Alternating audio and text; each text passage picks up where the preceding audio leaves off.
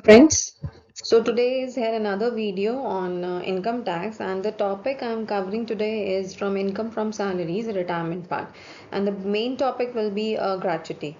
So this income tax is useful for all the courses, whether you're doing BCom Pass, BCom Honors, you're doing BBA, you're doing MCom from any university, you can say Kurukshetra University, MD University, DU, any university. So this is very important subject, and you can check out more videos. Do like, subscribe the channel and put on the notification bell button on कर लो ताकि पता लग जाएगा कि नई video कब upload होती है. चलो, let's start with the video. I'm here with another video on income from salary, that is retirement part, and in this video I'm going to discuss about the treatment of pension. So simple pension we have discussed in the salary head, and now here in this video we will discuss about the commuted value of pension. So hope you like this video, and this video is useful for the subject is useful for BCom pass students, BCom honors students, MCom, BBA. So let's start the video. So first we will discuss about pension.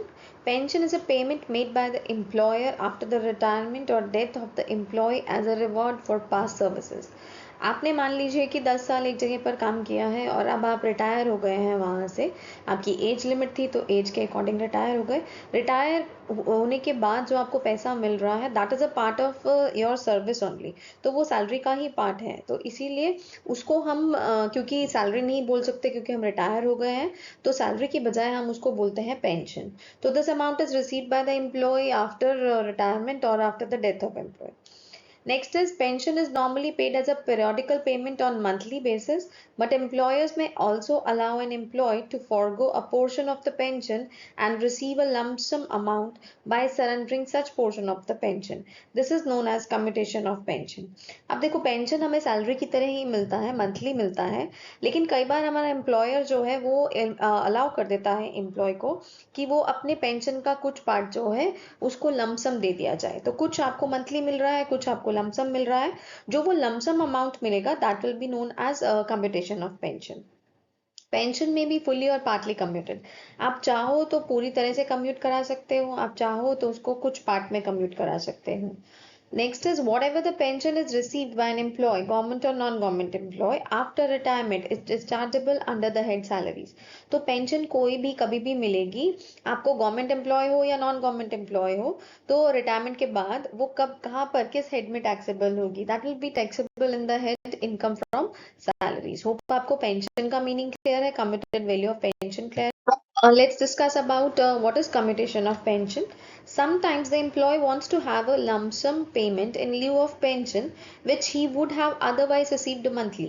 तो पिछली slide में भी आपको meaning बताया है, यहाँ पर दोबारा मीनिंग है कि कुछ ऐसा पैसा जो एम्प्लॉय को कई बार ऐसा लगता है कि उसको पेंशन का अमाउंट जो है वो इकट्ठा मिल जाए, लम सम मिल जाए, जो कि उसको मंथली मिलना चाहिए था. The lump sum payment which he receives on foregoing the pension, either full or part of it, is known as commuted value of pension.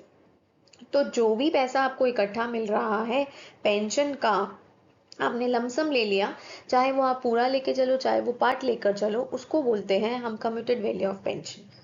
Now here are the exemption limit. Any payment received in commutation of pension by all categories of government employees is fully exempt. कोई भी पैसा government employees को pension के लिए मिलेगा, that is commuted value of pension के लिए मिलेगा, तो वो पूरी तरह से एग्जेम्प्ट है. क्वेश्चन में ध्यान दिया जाएगा, क्वेश्चन पर ध्यान ध्यान से पढ़ोगे कि गवर्नमेंट एम्प्लॉय है या नॉन गवर्नमेंट एम्प्लॉय है. अगर गवर्नमेंट एम्प्लॉय है तो सीधा अपने क्वेश्चन में एग्जेम्प्टेड अमाउंट डाल दोगे कि फुली एग्जेम्प्ट हो गया. Second point is any payment in commutation of pension received from any other employee is exempt to the extent it does not exceed. अब यहाँ पे दो रूल लिखे हैं आपके पास नॉन गवर्नमेंट एम्प्लॉयज के केस में.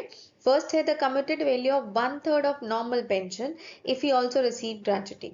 जितनी भी नॉर्मल पेंशन मिल रही है उसका 1/3 निकालोगे, वो एग्जेम्प्टेड अमाउंट हो जाएगा आपका. अगर वो ग्रेचुटी साथ में मिल रही है, पेंशन के साथ ग्रेचुटी मिल रही है तो. Second, if the commuted value of half such pension if he does not receive the gratuity. अगर gratuity नहीं मिलती है तो पेंशन जो कितनी भी commuted value मिली उसका हाफ लेकर चलना है. इस रूल को ध्यान देना, अगर gratuity मिली तो 1/3 निकालना है, gratuity नहीं मिली तो हाफ निकालना है. ये जो रूल लिखे थे उनको डायग्रामेटिकली एक्सप्लेन किया है। पेंशन दो तरह से निकाली जाएगी, अनकमिटेड वैल्यू और पेंशन कमिटेड वैल्यू। अब जो अनकमिटेड है वो आपको मंथली मिल रही है, जो आपने कम्यूट करा ली वो आपको लमसम पैसा मिल गया। जो अनकमिटेड वैल्यू है दैट मीन जो आपको मंथली मिल रही है वो सारे एम्प्लॉयज के लिए टैक्सेबल होगी। और जो कमिटेड वैल्यू है वो गवर्नमेंट एम्प्लॉयज के केस में तो टोटली एग्जेम्प्ट हो गया। नॉन गवर्नमेंट एम्प्लॉय के केस में आपने दो रूल पढ़े। अगर ग्रेचुटी मिलती है तो commuted value of 1/3 of the pension is exempt, and if gratuity is not received then commuted value of half of the pension is exempt. So hope आपको diagrammatically भी ये चीज clear हो गई होगी। Now let's try to solve a question. Here the question is Mr. S is getting a pension of rupees 12,000 per month from a company. तो जो pension मिल रही है उसको वो 12,000 per month मिल रही है। During the previous year he got his 2/3 pension commuted. अब जितनी pension थी उसका 2/3 amount उसने commute करा लिया and received rupees 7,38,000. तो उसको total amount commute कराने के बाद मिला 7,38,000. That means हमारी computed value of 2/3 pension हो गई rupees 7,38,000. Now compute the exempted amount if he also receives gratuity. अब देखो अगर ग्रेचुटी भी मिल रही है तो हमारा रूल जो है एग्जेम्प्टेड अमाउंट का वो होता है कम्यूटेड वैल्यू ऑफ 1/3 पेंशन। तो आपको क्या करना है, आपको आप क्वेश्चन पर ध्यान देना। 2/3 वैल्यू हमने कम्यूट कराई थी तो उसका अमाउंट आया था 7,38,000। अब इस 2/3 अमाउंट का उल्टा ऑपोजिट कर दो, रेसिप्रोकल कर दो, तो हमें फुल अमाउंट मिल जाएगा। दैट मीन्स हमने 7,38,000 मल्टीप्लाई बाय 3 डिवाइडेड बाय 2 कर दिया। होप आपको ये चीज क्लियर हो गई होगी। 7,38,000 multiply by 3 divided by 2 is rupees 11,07,000। तो ये हमारा कम्यूटेड वैल्यू हो गया। अब रूल हमने अभी बताया था कि अगर ग्रेचुटी मिल रही है तो 1/3 मिलना है, तो हमारी कम्यूटेड वैल्यू पेंशन की हो गई 11,07,000। इसका 1/3 निकालोगे तो अमाउंट आ जाएगा रुपीज 3,69,000। ये हमारा एग्जेम्प्टेड अमाउंट हो गया फर्स्ट पार्ट में। सेकंड में लिखा है if he did not receive gratuity, अगर ग्रेचुटी नहीं मिलती है तो कम्यूटेड वैल्यू का हाफ पेंशन निकालेंगे। जितनी कम्यूटेड वैल्यू है पेंशन की उसका हाफ। तो ऊपर हमने सॉल्व कर लिया, कम्यूटेड वैल्यू हमारी निकल कर आई 11,07,000। अब इस 11,07,000 का हाफ कर दो तो ये आ गया 5,35,000। तो ये आपकी एग्जेम्प्टेड वैल्यू निकल कर आ गई सेकेंड केस में। होप ये एग्जाम्पल आपको क्लियर होगा। Another question. First question is A retired from government service on May 31st 2021. Current year में पढ़ रहे हो तो इसमें क्वेश्चन में आ जाएगा 2022. He received a pension at the rate of 10,000 per month up to January 31st 2022.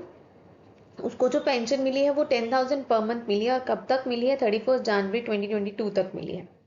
अब देखो पहले तो सिंपल, उसका रिटायरमेंट मिली उसको जनवरी मई 31 को रिटायर हुआ। दैट मीन्स उसकी पेंशन स्टार्ट होती है 1 जनवरी से, तो ये ध्यान में रखना।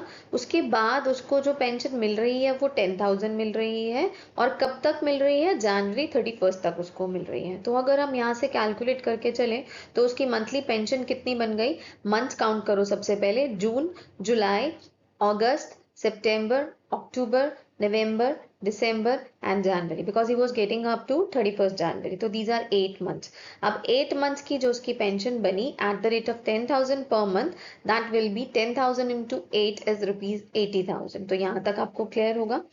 Next, he got a lump sum pension of rupees 5 lakh on 1st Feb 2022. अब देखो हमारा जो फाइनेंशियल ईयर, हमारा जो ईयर प्रीवियस ईयर खत्म होता है जिसके हम टैक्स में कैलकुलेशन करते हैं, दैट एंड्स ऑन 31st मार्च। तो अब ये जो लमसम पेंशन उसको मिली है वो मिली है February 1st 2022 को। तो फेब्रवरी और मार्च सिर्फ 2 ही मंथ की पेंशन उसने कम्यूट कराई। कितनी कम्यूट कराई, as the commuted value of 1/4 pension. तो ये जो 5 लाख है ना वो 1/4 पेंशन का अमाउंट है। तो हम इसको उल्टा कर देंगे तो हमारा अमाउंट निकल कर आएगा। तो हम कहीं ना कहीं अगर अमाउंट ले लें तो हम इसको उल्टा भी ना करें, हमें तो पेंशन का टोटल अमाउंट पता है कि 10,000 है। तो 10,000 मल्टीप्लाई बाय 3/4 करें।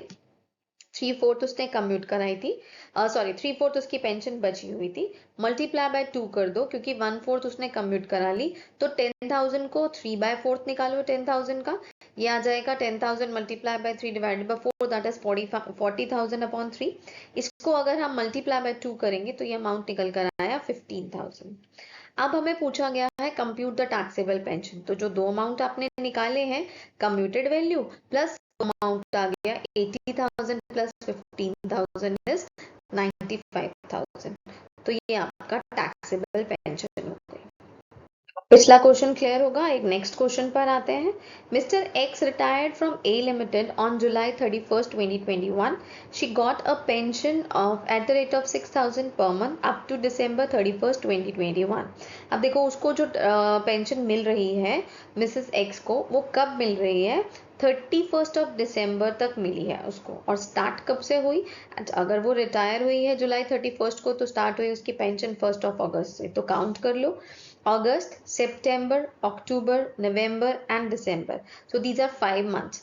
5 months के अकॉर्डिंग उसकी पेंशन बन गई 6,000 पर मंथ के according.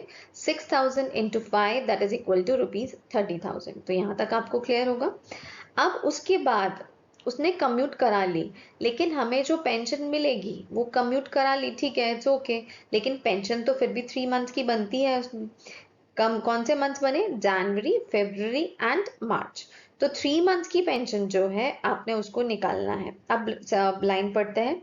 She got 7 lakh on 1st January 2022 as the commuted value of her 70% pension. अब कम्यूटेड तो कराई उसने 70%, लेकिन नॉर्मल पेंशन कितनी बन गई उसकी? 30%। तो ये आ गया commuted value of partly pension को हमने जैसे पढ़ा था, फुली कम्यूट नहीं कराई उसने, पार्टली कम्यूट कराई है। तो 30% नॉर्मल पेंशन है और 70% कम्यूटेड वैल्यू है। तो हम पहले 30% लेकर चलते हैं। 3 मंथ्स का निकालना है, जैसे अभी बताया, जनवरी, फरवरी एंड मार्च। 6,000 मल्टीप्लाई बाय, आप 30% निकालेंगे तो 30/100 आया। 3 मंथ्स की निकालेंगे तो मल्टीप्लाई बाय 3, दिस इज 5,400। अब इन दोनों अमाउंट का एडअप कर लो तो ये अमाउंट आ गया 35,400. So this is the taxable pension. Now let's go up to commuted value of pension. क्योंकि 70% कम्यूट करा लिया और जो अमाउंट मिला था क्वेश्चन की सेकंड लाइन में लिखा है she got 7 lakh as the commuted value of pension. तो पहले फुल पेंशन निकाल लो। Commuted value of full pension कैसे निकालेंगे? 7/17 लाख। तो यहाँ पर 10 लाख आपका आ गया कम्यूटेड वैल्यू ऑफ पेंशन का फुल अमाउंट आ गया। अब रूल पढ़ते हैं। She also received a gratuity of ₹50,000। अगर ग्रेचुटी मिल रही है तो कम्यूटेड वैल्यू का 1/3 जो है वो एग्जेम्प्ट हो जाएगा, बाकी का टैक्सेबल हो जाएगा। तो 10 लाख का 1/3 निकाले, वो आ गया ₹3,33,333। So this is the exempted amount. अब कितनी कम्यूटेड वैल्यू थी? 7 लाख अमाउंट था जो मिल रहा था, उसमें से 3,33,333 तो हमने एग्जेम्प्ट कर दिया। तो टैक्सेबल कितना बचा? 3,66,667। होप आपको ये एग्जाम्पल क्लियर है। ये एग्जाम्पल्स, दोनों एग्जाम्पल्स क्लियर ना हो, कोई भी डाउट हो तो जरूर मेंशन करो। So thank you for watching the video. Hope you like the video and you are clear with the concept of all the concepts of competition of pension. If you have any doubt, then you can just write in the comment box. I'll definitely try to clear your doubts. So do watch the video till the end so that your all the doubts are cleared. And wait for the next video. Just like, subscribe and surely comment तो ज़रूर करो ताकि पता चले कि आपको समझ आया या नहीं आया। तो अगर आपको पसंद आ रही है वीडियो तो लाइक बनता ज़रूर है, कमेंट भी करना बनता है, सब्सक्राइब करो, अपने फ्रेंड्स के साथ भी शेयर करो।